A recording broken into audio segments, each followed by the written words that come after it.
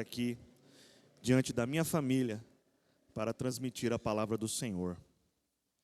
Meus irmãos, antes de ler o texto, quero pedir aos jovens e adolescentes, após o culto, nós vamos nos reunir aqui na sala ao lado, todos. A dica é essa: quanto mais rápido entrar na sala, mais rápido sai, tá bom? Deus abençoe vocês. Meus queridos irmãos, abram suas Bíblias na Carta aos Hebreus, capítulo 11.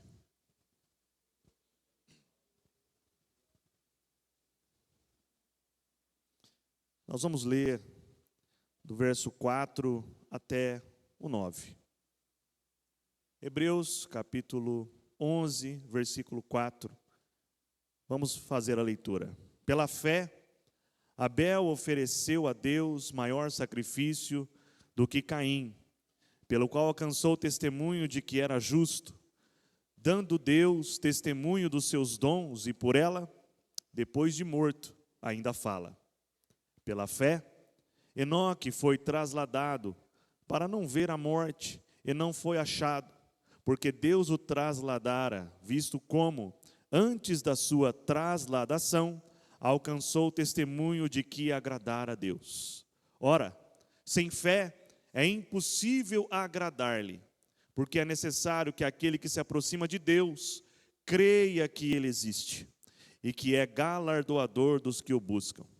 Pela fé, Noé, divinamente avisado das coisas que ainda não se viam, temeu, e para a salvação da sua família, preparou a arca, pela qual condenou o mundo, e foi feito herdeiro da justiça, que é segundo a fé. Pela fé, Abraão, sendo chamado, obedeceu, indo para um lugar que havia de receber por herança, e saiu sem saber para onde ia. Pela fé, habitou na terra da promessa, como em terra alheia, morando em cabanas, com Isaque e Jacó, herdeiros com ele da mesma promessa. Amém? Queridos irmãos, a fé, ela não pode ser definida em termos subjetivos. Se nós lermos a carta aos Hebreus, todo o capítulo 10 é uma exortação, a partir do verso 19, a viver pela fé. A viver uma vida de fé, uma fé real, uma fé verdadeira, uma fé viva. E no capítulo 11, dos quais eu li esses versículos, o primeiro versículo traz qual é a definição de fé. Ora, a fé é o firme fundamento das coisas que se esperam e a prova das coisas que se não veem. Desta forma, nós não podemos confundir a fé com o sentimento. Sabe, quando você acorda de manhã e parece que está tudo indo bem, parece que está tudo dando certo, aí você tem aquele sentimento no seu coração: hoje vai ser um bom dia, hoje vai dar tudo certo, hoje vai ser legal. Não é dessa fé que eu estou falando. Fé não é um sentimento que nós sentimos dentro do coração. Nós também não podemos confundir a fé com uma determinação positivista e otimista. Fé não é dizer: acredite que vai dar certo e que as coisas vão dar. Isso não é fé. Fé também não é uma religião. Fé não é seguir dogmas, seguir uma cartilha de sim e não. Isto não é fé. A fé é uma reação confiante em Deus, porque Ele é eterno e Ele é garantidor das suas promessas na pessoa bendita de Jesus Cristo. Isso é fé. Fé não é ver a luz no fim do túnel, mas fé é acreditar que se atravessará do outro lado, ainda que o túnel esteja na maior das escuridões. Isso é fé. Meus queridos irmãos, o autor aos Hebreus, ele começa a escrever a respeito da fé no capítulo 11 aqui. E ele começa a explicar que a fé é uma base, é um fundamento das coisas que se esperam. Ou seja, a fé tem uma razão, a fé tem um motivo, a fé tem um garantidor. E aqui eu quero dizer uma coisa para você. Após ele dizer o que é fé, ele começa a expressar a fé de alguns homens e mulheres da Bíblia Sagrada. E ao final dessa lista ele fala: olha, percebam, nós estamos rodeados de uma grande multidão de homens e mulheres de fé. E olha o tamanho da fé que eles tiveram que ter. Hoje eu vou falar de Abel, de Enoque, vou falar também de Noé e por fim de Abraão. Todos esses 4 homens tiveram fé inabalável em Deus. E onde estava a fé? Na promessa do Senhor. Porque lá no Éden, quando Adão cai, Deus faz uma promessa: da semente da mulher haverá de nascer um que esmagará a cabeça da serpente. E eu vou dizer para vocês, Abel não viu Jesus, mas ele creu. Noé não viu Jesus, mas ele creu. Enoque não viu o Senhor Jesus, mas ele creu. Abraão não viu o nosso mestre, mas ele creu. Olha só o tamanho da fé desses homens, é algo digno de que nós copiemos, porque você está aqui em 2024, sentado nessa cadeira, olhando para mim, com o livro da verdade mostrando, ele veio, ele nasceu, ele viveu, ele cumpriu o seu ministério terreno, morreu na cruz do Calvário, pelo meu e pelo seu pecado, e ao terceiro dia ressuscitou, e está com o Pai nos céus. Eles não viram nada disso, mas eles tiveram a fé de que isso viria a acontecer. Isso é fé. Isso é fé. Talvez você está olhando para mim e pensando: ora, tudo bem, Jesus veio, ele nasceu, ele viveu na Judeia, na Galileia, ele cumpriu o seu ministério, ele morreu na cruz do Calvário, ele ressuscitou, mais de 500 pessoas viram Jesus Cristo ressurreto, mas eu não vi. Você não viu. É aí que entra a fé, porque ele deixou uma promessa. Olha, enquanto ele subia, estavam ali os seus discípulos, todos olhando ele subir naquelas nuvens, atordoados. O sentimento de saudade começou a bater no coração, e eles começaram a pensar: e agora? Ele está indo embora, o que será de nós? Enquanto eles olhavam para cima, varões, anjos, encostaram até neles e disseram assim: vocês estão preocupados por quê? Esse mesmo Jesus que vocês estão vendo subir, ele há de voltar. Ele descerá nas nuvens. Aleluia. Meu querido amigo que está aqui esta noite, se o seu coração não ferveu de fé aqui nesta hora, eu quero dizer que você ainda não teve um encontro com Ele. Mas eu espero que até o final dessa mensagem, você se decida, porque eu quero mostrar aqui que a fé exige decisões. A fé não é para quem está em cima do muro.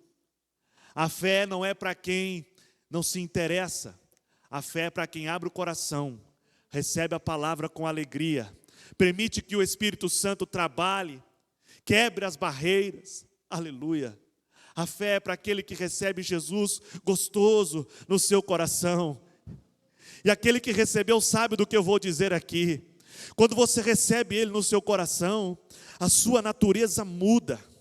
Você se transforma em outra pessoa. Nós acabamos de ouvir aqui o irmão Adão contando um testemunho, parece que aconteceu ontem, foi 40 anos atrás, rapaz. É porque ele se transformou em outra pessoa.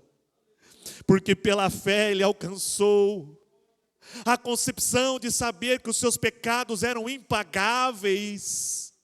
Mas também pela fé ele creu que o Cristo do Calvário pagou pelos seus pecados.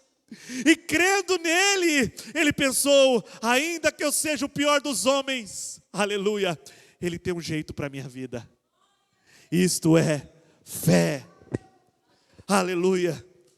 Então nessa noite, irmãos, nós queremos ver alguns homens que tomaram decisões em suas vidas, em nome desta fé, e que servem como exemplo, inspiração e encorajamento para nós que estamos aqui nesta igreja esta noite. Amém? O primeiro deles, irmãos, está no versículo 4, é Abel. Meus irmãos, nós sabemos que Caim e Abel são os primeiros filhos de que se tem registro de Adão e Eva nas Escrituras. Abel mais velho que Caim. A Bíblia diz que Abel era um homem dado às questões da lavoura. Ele sabia como cultivar a terra e tirar proveito daquilo que se plantava. De outra forma, Abel era um homem dado ao pastoreio. Então, a profissão de ambos está bem definida na Bíblia. Agora, preste atenção, Adão e Eva pecaram no Éden, erraram com Deus, foram expulsos do jardim, mas eles não se esqueceram do Senhor.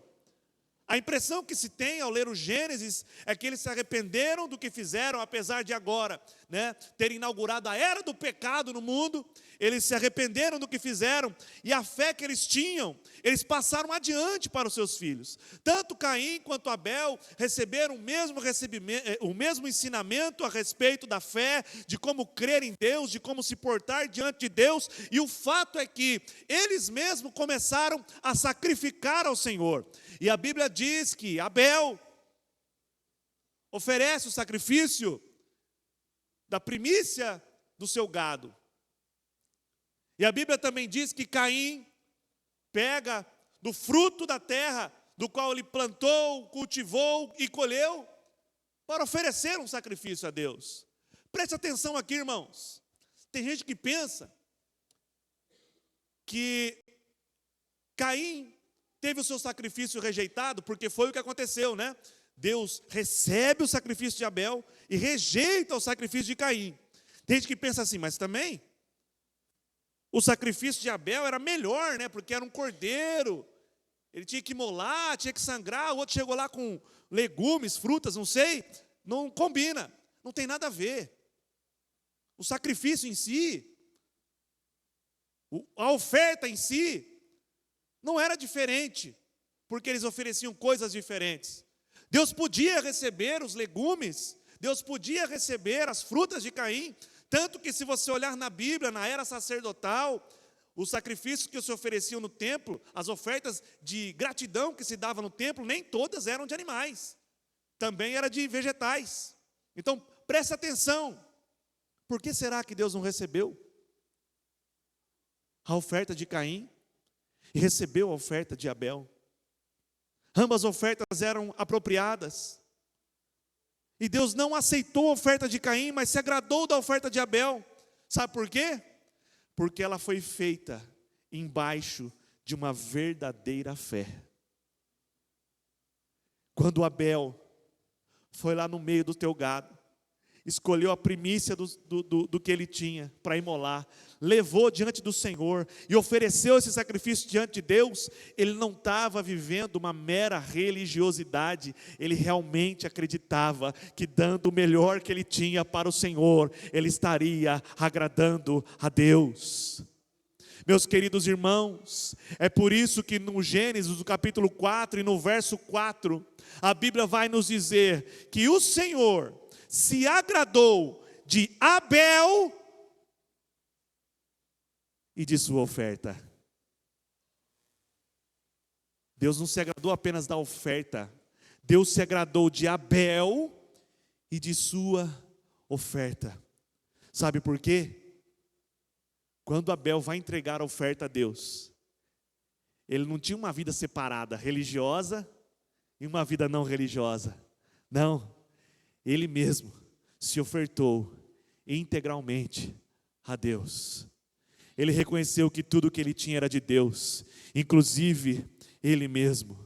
Meus irmãos, Nós estamos vivendo num tempo em que a espiritualidade das pessoas, ela é dicotômica. Desculpe essa palavra difícil, mas eu vou explicar. O que isso significa, meu irmão? Significa que muitas pessoas, quando vêm para a igreja, ele ativa a fé, ele ativa a espiritualidade. Então ele está aqui, ele recebe a palavra, ele louva com alegria, ele levanta as mãos, ele chora, ele canta, ele vibra com a mensagem, mas quando ele sai da porta para fora, ele desliga a espiritualidade, ele desliga a fé e começa a viver uma vida conforme a sua própria vontade. Nessa noite, eu quero dizer para você, hoje é noite de decisão. Deus já decidiu uma coisa lá no céu. Ele entregou Jesus por inteiro para você. Porque Deus amou o mundo de tal maneira que deu o seu Filho unigênito, para que todo aquele que nele crê não pereça, mas tenha a vida eterna. Então, Ele não te aceita pela metade. Ele não aceita 30% da minha vida. Ele não aceita 40% da minha vida. E se espante com isso, Ele não aceita 98% da minha vida. Ele não aceita 99,9999% da minha vida. Ele espera que eu entregue a Ele todo o meu ser e tudo quem eu sou. É por isso que Ele recebeu a oferta de Abel. E hoje, nesta noite, Ele quer receber a oferta desta igreja. Mas pela metade, não tente entregar, porque você não será Abel, será Caim diante de Deus. Há um convite aqui do Espírito Santo para você. E eu não estou falando só para quem nunca levantou as mãos e aceitou Jesus, eu estou pregando para esta igreja.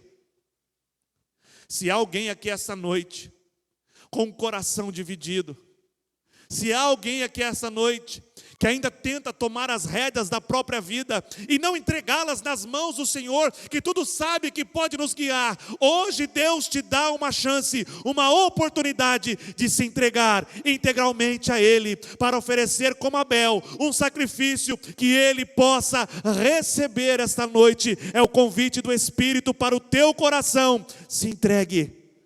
Você está no lugar para se entregar, para se derramar na presença de Deus.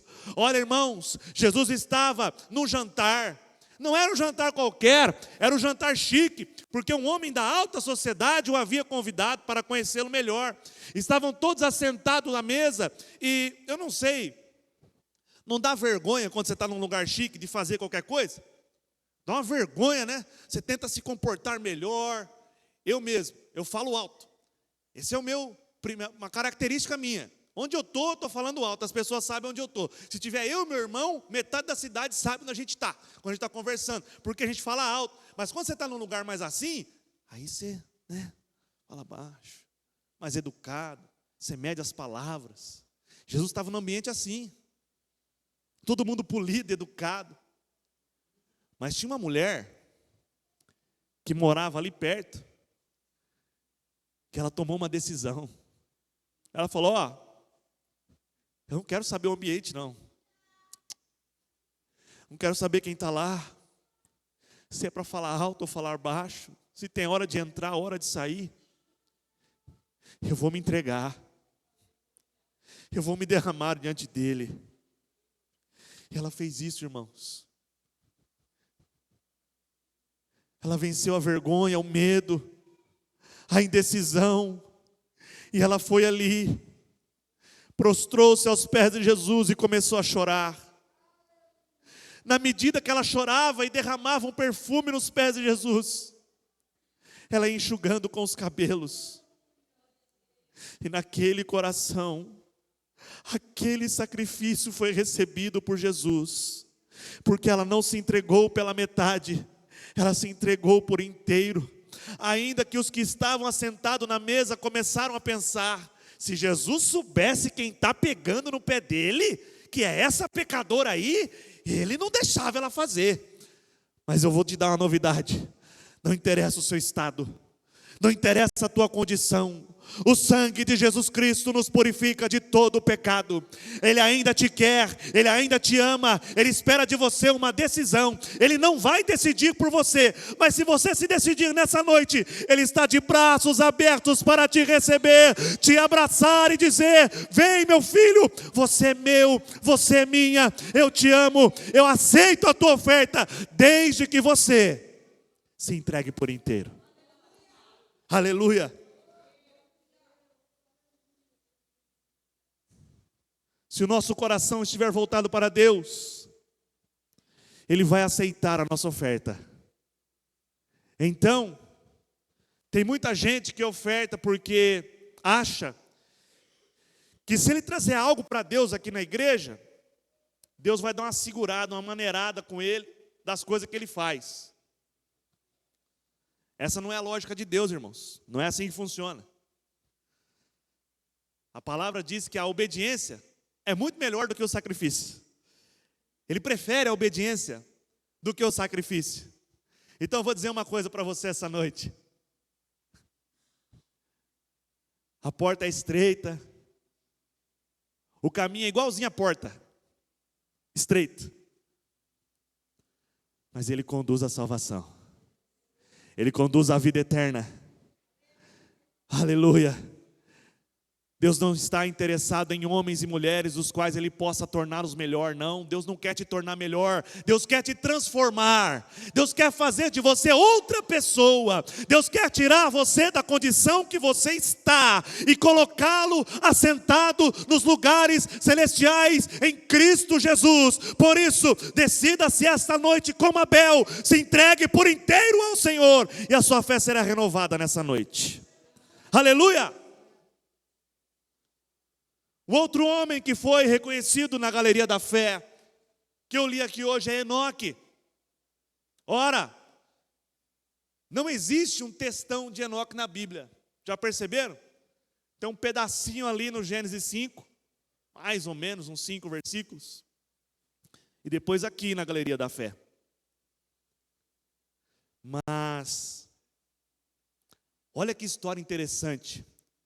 O homem viveu 65 anos. Aí ele teve um filho.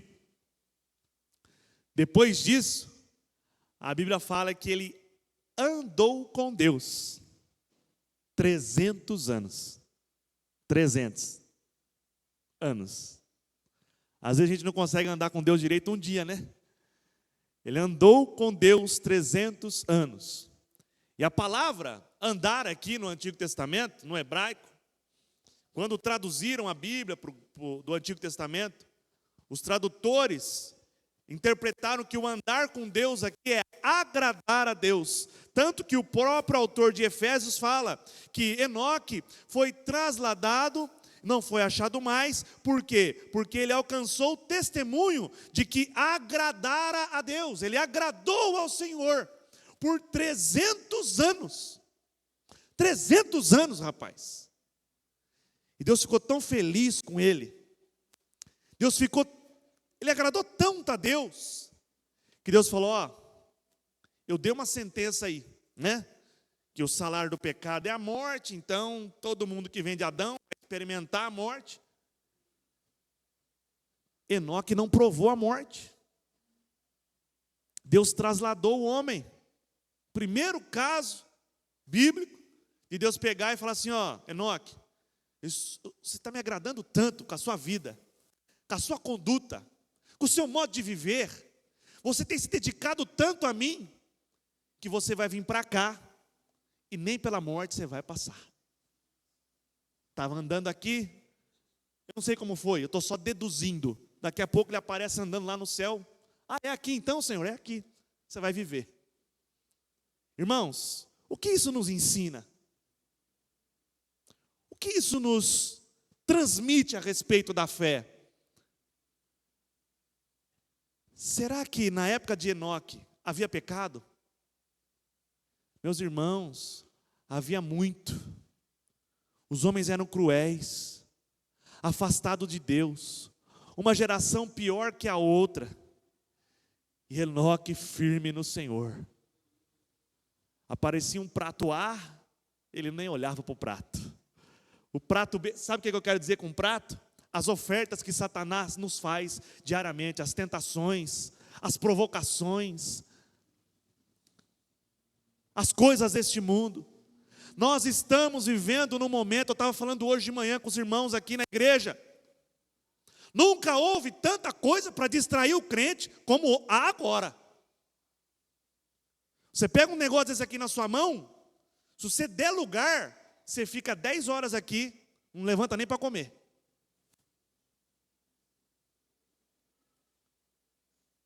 E você vai se alimentando do que tem aqui.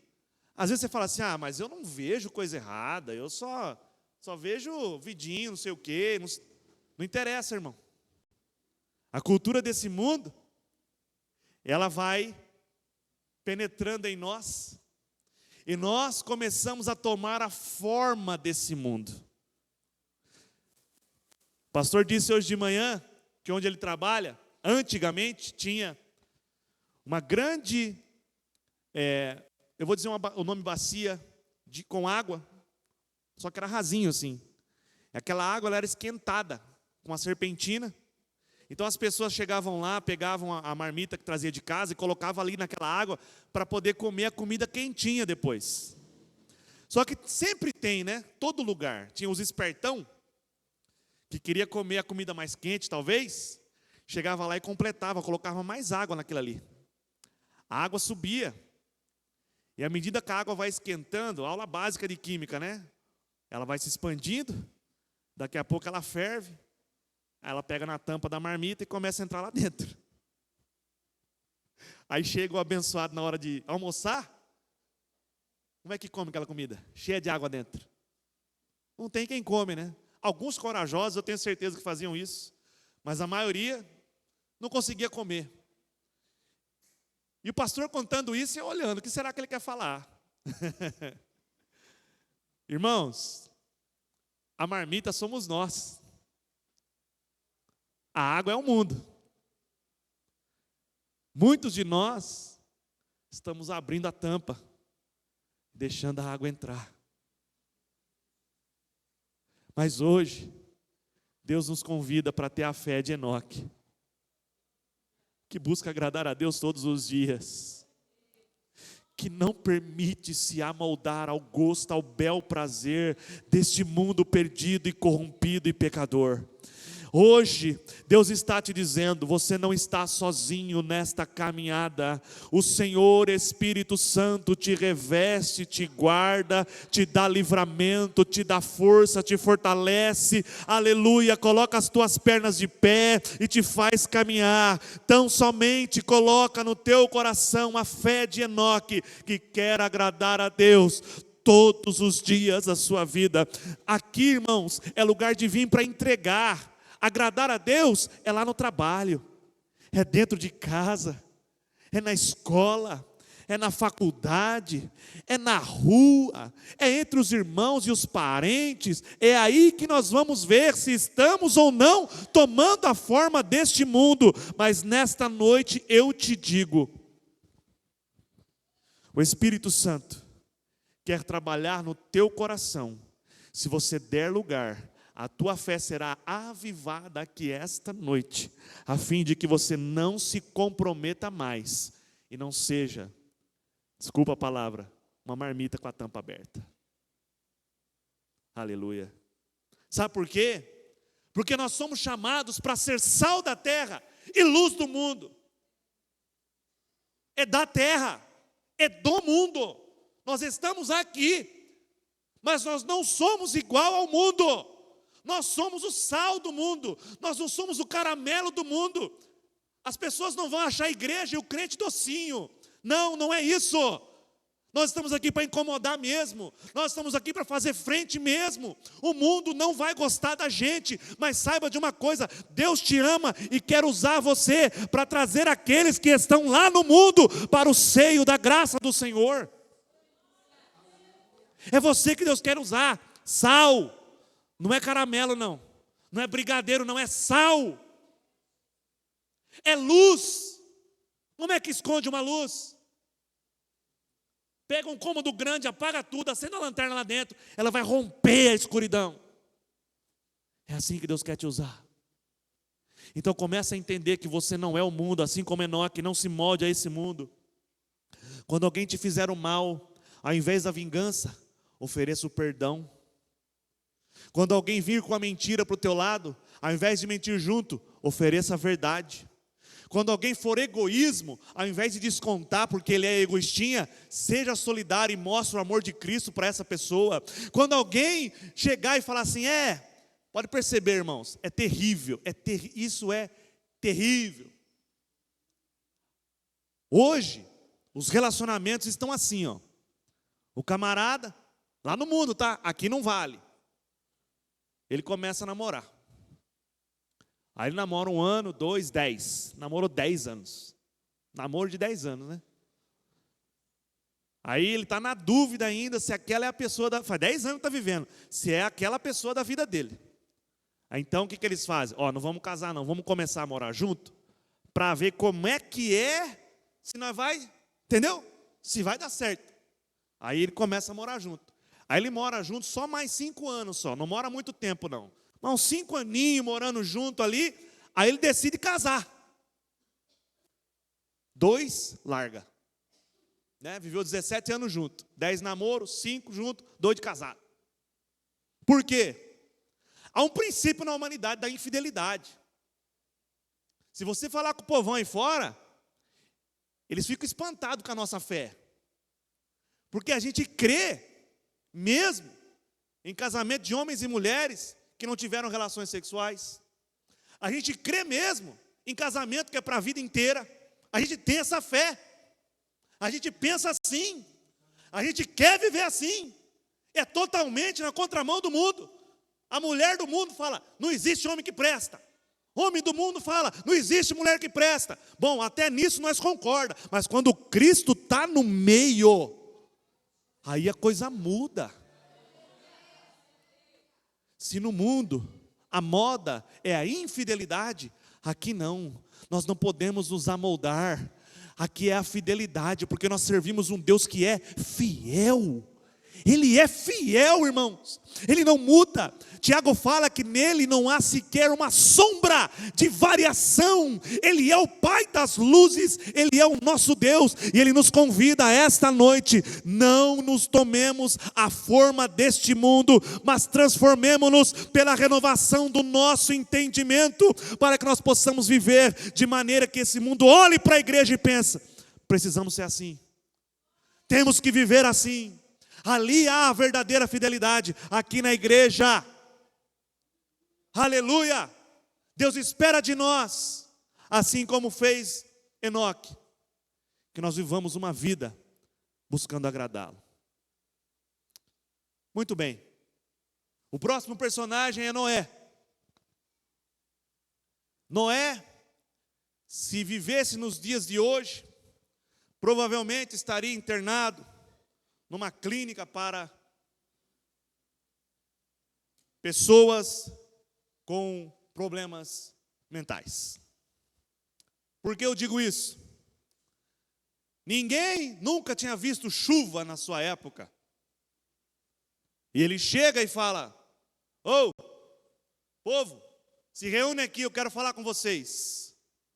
Porque Pedro fala, que Noé era um proclamador da justiça. Então, certamente Noé pregava em sua época. E ele dizia para o povo, olha, o Senhor está convocando vocês ao arrependimento. E ele me deu um sinal de que eu devo construir um grande barco. Todo mundo sabe o que é um barco? Ninguém sabia naquela época.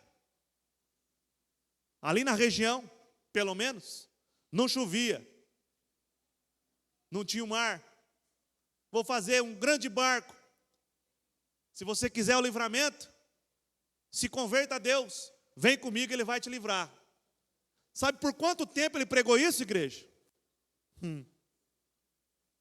120 anos. 120 anos pregando esse arrependimento, oferecendo a eles um livramento. E como se não bastasse, ele sozinho seus 2 genros, suas filhas e sua mulher eram os únicos que trabalharam para construir esta arca. Você que conhece um pouco de obra e de engenharia, só de altura, ela tinha 15 metros. A largura dela era mais ou menos 27 metros. O que essa igreja tem de comprimento, ela tinha de largura. Era um monumento. E o povo vendo tudo aquilo. Eu fico imaginando, é minha imaginação, mas eu tenho esse direito. Alguém deve ter ganhado dinheiro, né? Para levar as excursões para ver a arca de Noé, o maluco que fazia a arca. Eu tenho certeza, alguém ganhou dinheiro com isso aí. Né? O povo sempre foi esperto para isso. E ele ali, rapaz, fiel ao Senhor, confiando na promessa, porque uma coisa é você confiar uma promessa 120 dias, né? Até 12 anos você aguenta. 120 anos falando que vai chover e não cai uma gota do céu. Sabe o que é isso, irmãos? Sabe o que essa fé nos ensina? Nós precisamos viver uma fé na qual em nosso coração haja uma decisão de sermos um instrumento na mão de Deus, ainda que ninguém acredite. Se Deus mandou fazer, faça. Meus irmãos, a fé de Noé salvou a família dele. Quando começou a chover, o povão começou a acreditar, só que era tarde demais, não tinha o que fazer. Mas a fé daquele homem, dentro da sua casa, apesar de parecer absurdo para toda a humanidade daquela época, convenceu sua esposa, seus filhos, suas filhas, seus genros. Sabe onde eu estou querendo chegar? Você precisa viver uma fé, que ainda que nenhum dos teus familiares acreditem, eles possam ser alcançados por Jesus. Eu estou aqui esta noite para dizer a você, quem sabe você tem orado há muito tempo, ou até já desistiu de orar. 120 anos. É essa fé que Deus espera de você. Não para não, volta hoje a orar. Volta hoje a acreditar. Seja alguém dentro da tua casa, que seja o reflexo da glória de Deus. E creia que você será o instrumento de Deus para que a tua família se renda aos pés do Senhor. Ninguém está tão perdido que o Senhor não possa encontrar. Ele só está esperando que haja em nós a fé para vivermos de tal maneira que Cristo seja apresentado a essas pessoas através de nossas vidas. É você quem Deus quer levantar, no meio daquela terra seca, onde não chove de jeito nenhum, para pregar a doce palavra do Espírito Santo no coração daquelas pessoas. E você vai ver, você vai testemunhar na sua família, no seu trabalho, Deus fazendo grandes coisas. Para encerrar, irmãos, nossa hora já foi. Eu quero falar de Abraão, verso 8 e 9. Abraão, ele recebe um chamado de Deus. E aqui, irmãos, que fique bem claro, não mostra como é que Deus fala, né? Porque eu imagino, eu sei que isso não é humanamente possível, o pecador que vê a Deus vai morrer, mas vamos imaginar que isso fosse possível, tá? Eu imagino que se eu estou na minha casa, Deus desce ali, fala comigo face a face, não preciso nem ter fé mais, né? Porque aí já não é mais fé, se apresentou para mim. Então eu não imagino que Deus se apresentou para Abraão assim. Eu imagino que de alguma forma Deus revelou o coração dele. Ó, Abraão, sai da tua casa, sai do meio dos teus familiares e vai. Para onde?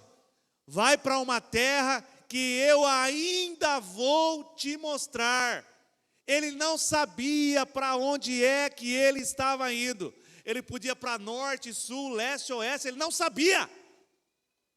E olha este homem, ele reúne todos os seus bens, sua esposa, e sai. Para onde? Ele não sabia para onde ele estava indo, mas ele foi. Sabe o que essa fé nos mostra, irmãos? Que nós precisamos decidir agir enquanto esperamos. Abraão já era um homem adulto. Deus fez uma promessa para ele, que a descendência dele seria tão grande, tão incontável quanto as estrelas do céu. E o homem já tinha 75 anos. Quem é que consegue pensar que vai ter um filho aos 75 anos? A esposa dele devia ter algo próximo da idade dele. Pois é, quando ele completou 100, Deus deu o filho para ele. E você sabe como que era a fé de Abraão? Passou 17 anos, Deus falou: sabe aquele filho que eu te dei lá, o da promessa? O da promessa, Senhor? O da promessa. Devolve ele para mim. Tudo bem, Senhor. Eu vou te devolver porque eu tenho fé para isso. Eu tenho fé para acreditar que a tua palavra não vai cair por terra, ainda que o meu filho morra. Irmãos, ter fé não é ter uma vida letárgica. Ter fé não é pensar, vai dar certo e ficar sentado na cadeira. Ter fé é agir na direção daquilo que Deus te propôs. Então, enquanto você está aqui, ouça essa palavra. Deixe de ser um espectador, passe a ser um fazedor. Deus espera você para fazer algo. Deus espera você para realizar algo. Talvez você olhe para si e pense apenas nas suas limitações. Eu não conheço uma coisa mais limitada para ter filho do que um casal de 100 anos. Mas ele não olhou para isso. Ele olhou para a promessa. Então age, irmãos. Façam, irmãos. Realizem, irmãos. Enquanto você trabalha, Deus também trabalha. E saiba de uma coisa, Ele não é mentiroso. Não tem uma palavra que Ele deu que caiu por terra até hoje. Não vai ser agora. Então acredite nesse Deus que é cumpridor de promessas. E tenha uma fé daquele que age enquanto espera. Amém? Deus abençoe a igreja em nome de Jesus. Eu quero pedir a você que se coloque em pé.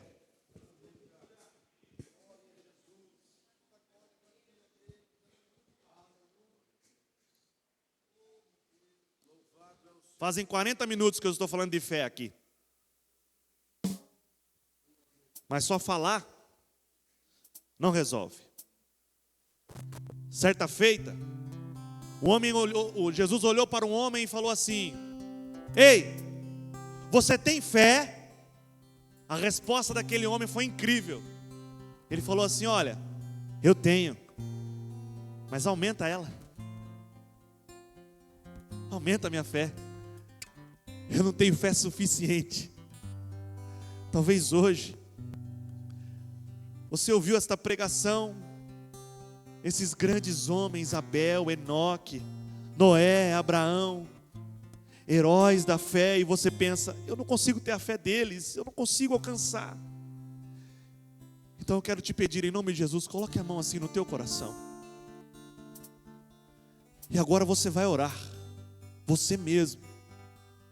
Não sou eu, é você. E você vai pedir para Jesus: Senhor, o Senhor conhece a minha fé. O Senhor sabe que ela não é suficiente. Aumenta a minha fé, Senhor. Me dê a fé desses homens, me dê a fé de Abraão, me dê a fé de Enoque, me dê a fé de Abel, Senhor. Me dê, Senhor, a fé de Noé. Me dê, Senhor, a fé que eu preciso para te servir melhor. Feche seus olhos então e comece a orar comigo, Senhor. Nós falamos a tua palavra. Nós começamos, Senhor, a observar a vida de grandes homens com fé inabalável. Eu começo a compará-lo, Senhor, a mim mesmo, e eu percebo que a minha fé não atinge isso. Por isso eu te peço, Senhor, me dê a fé necessária, porque eu quero me entregar integralmente ao Senhor. Me dê a fé, Senhor, para ser instrumento em suas mãos. Me dê a fé, Senhor, para agir enquanto eu espero. Oh, meu Deus, me dê a fé para não tomar a forma deste mundo. Me dê a fé, Senhor, para não viver um conto de mágica aos domingos à noite, mas a segunda de manhã, Senhor, na terça de manhã, Senhor, na quarta-feira, na quinta, no sábado, na sexta, Senhor, eu quero viver uma vida de fé, uma fé que te agrada, Senhor. Aleluia, me ajuda a te agradar com a minha fé, Senhor. Aleluia, em nome de Jesus, amém. Pois por tuas mãos foram criados terra, céu e mar e todo ser que neles há. Toda a terra celebra a ti com cânticos de júbilo, pois tu és o Deus Criador. Tudo entregarei,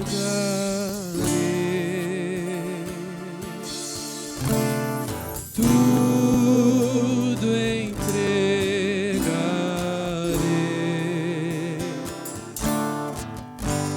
Sim, por ti, Jesus, bendito, tudo deixarei.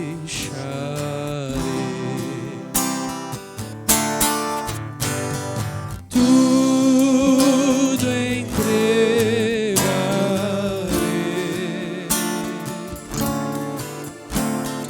tudo entregarei. Sim, por ti, Jesus, bendito, tudo deixarei.